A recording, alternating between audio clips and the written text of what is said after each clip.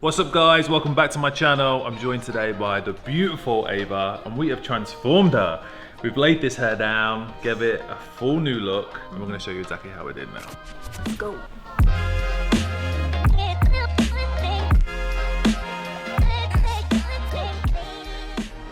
All right, so Ava, you want to change it up? Mm-hmm. I'm going to show you how. I feel like my hair is so curly, it's nice to like every now and then have a little sleek day. Who's your like hair idol? Who's your like inspiration? Kylie Jenner. Kylie Jenner, She switches it up so much. She hits the wigs, you know, she gets the colors going. She does everything. I'm going to show you guys a little bit of behind the scenes of how I create that super shiny glass textured hair. So we're going to transform the texture from your natural curls into super sleek hair. We're going to add extensions as well. So I'll show you how I apply them step by step to create a look that honestly, this will probably last you for like a good week at least. Nice. Yeah, once that's in and once it's laid, it's going to not move anywhere. All right, Ava, let's get started.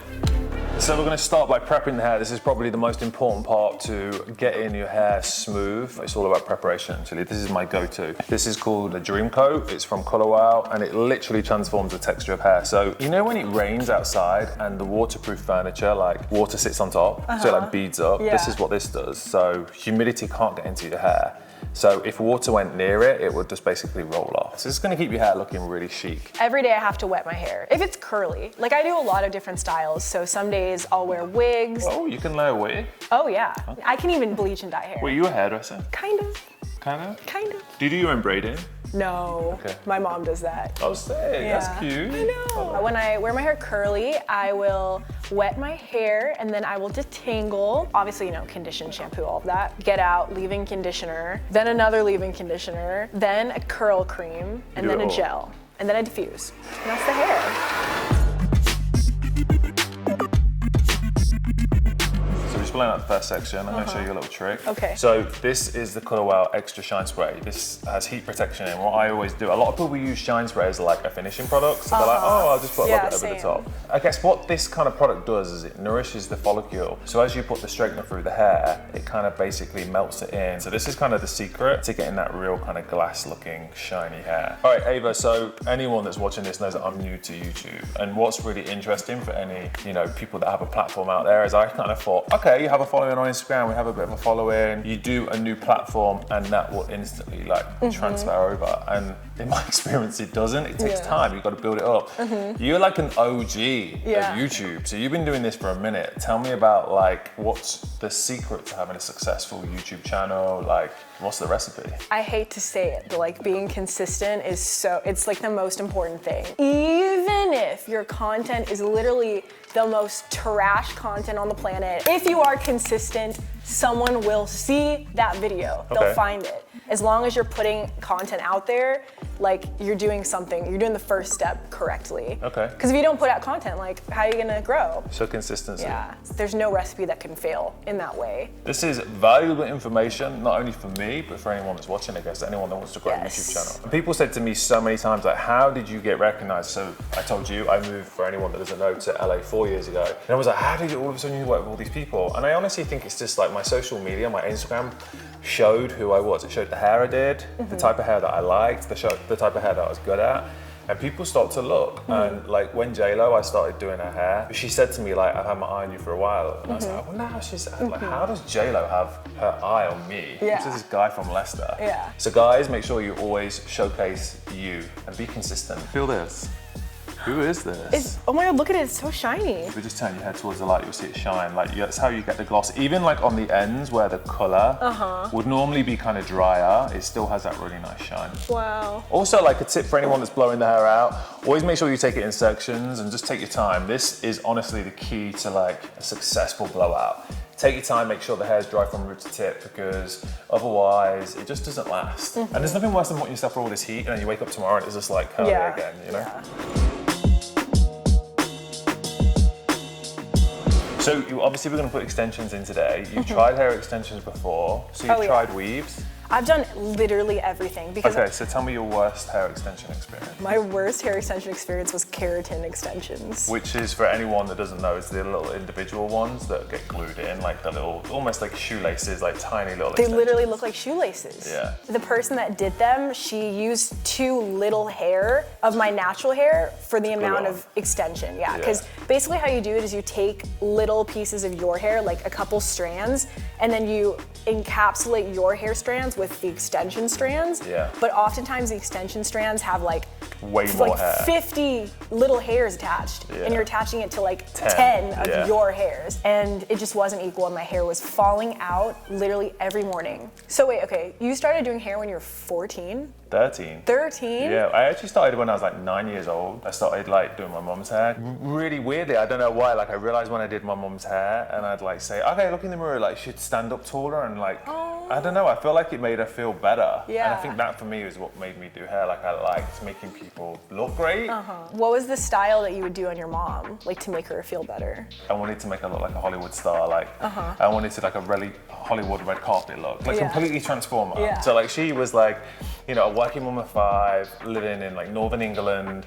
It wasn't glamorous at all. So I like always wanted to make her feel like glamorous. Yeah. Like talk to me about the difference of having your hair straight compared to curly. Like how does the maintenance of each? Straight, like I always want to keep it moisturized. Yeah. And curly too, but I feel like curly, I'm less nervous all the time. And I always want to like retain the style. So when my hair's straight, I'll do like 2 braids, or I'll do like ponytails, half up, half down. I don't like going over my hair with a straightener. Like every day, I don't do that. No. So I straighten my hair once and then don't touch it again with a straightener until I wash it. Did we do one side and then the other side's like curly? Just like looking at the difference. What? It's so sleek. All right, let's get the rest of it straightened out. Sweet. Ta-da. How do you feel?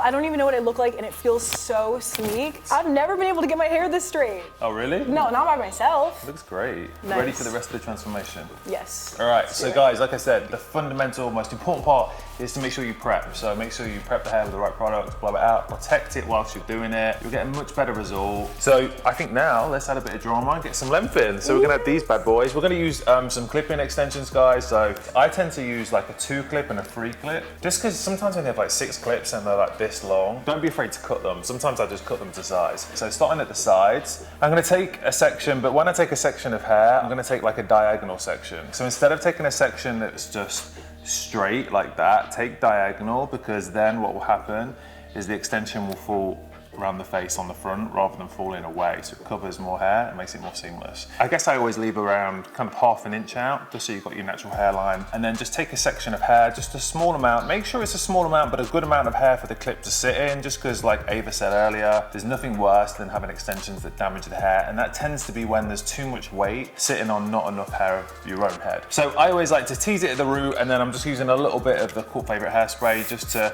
lock it in. And then it's just simply a case of putting the clip in at the root. A lot of people say, how many extensions do you use? I like to keep it kind of relatively natural, because if you start to go too many, I think it looks too fake. Now Ava's hair here is a little bit lighter. I'm gonna use a slightly lighter extension, and I'm gonna kind of blend that in, just to give it a bit more of a chocolatey feel. Always working on a diagonal, because it's just gonna fall so much nicer on the face. I never did that. I always did straight sections. Yeah, it kind of falls away from the face though. It doesn't look as like cute. The one tip I can give you with extensions is you need to flatten and complement your head shape. Bad extensions is when you go against the head shape. So for example, working on the diagonal section, you're working on the curve of the head so it falls more natural. If you go against it, this is the widest bit of the head, and you're putting all your extensions here, you're just gonna give yourself that big head. So avoid putting extensions in kind of here, and put them around the area. It just looks more seamless and it's more natural. That's such a good tip. But for example, like this one has 4 clips, and I'm gonna put it in here, so it's way too big, so I'm just gonna cut it into a 2 clip. And you can see I'm like putting quite a lot of tension in the hair, and the extension's not falling out, so that's like by putting the spray on, that really helps. All right, so like I said, guys, I'm gonna use different colored extensions just because Ava's hair on the end is kind of more this lighter color. When I put my extensions in, I always like to do a good anchor, and that's why I tease it. and then I put the clip in on the spray just because for me, it makes it much more seamless and sit much more flat to the head. And I like to like get in there after and style the hair like it's your own, and there's nothing worse than your extensions slipping out. When I take my neck section, I'm gonna build on top of that one a slightly darker color. Do you tend to use one color, Ava, or do you tend to use two? Oh, I always use one color. Cause I just feel like I'm scared if I use two colors, it'll like look stringy, you know? Yeah. So you see my sections are not straight, they kind of curve up towards the shape of the head.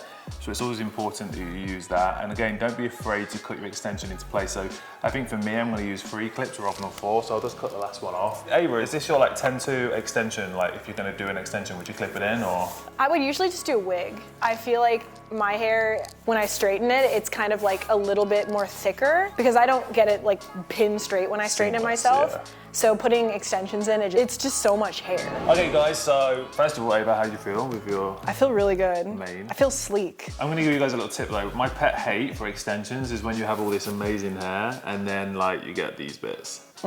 So I've got my kind of leftovers, if you like, these small clips where we just kind of cut them out. You can use them at the end. So what I'll do is I'll take a section kind of right at the front, kind of lift the hair up, and right in at the very front, I like to put these little clip-ins in just to fill that front section out. So you can actually go really close. And then once you fill that out at the front, it kind of is much more seamless. So it kind of just gives you that much more kind of like done look. Would you ever go that close with extensions? Yes, but I never cut them this small. Oh, I would really? literally do a full strip.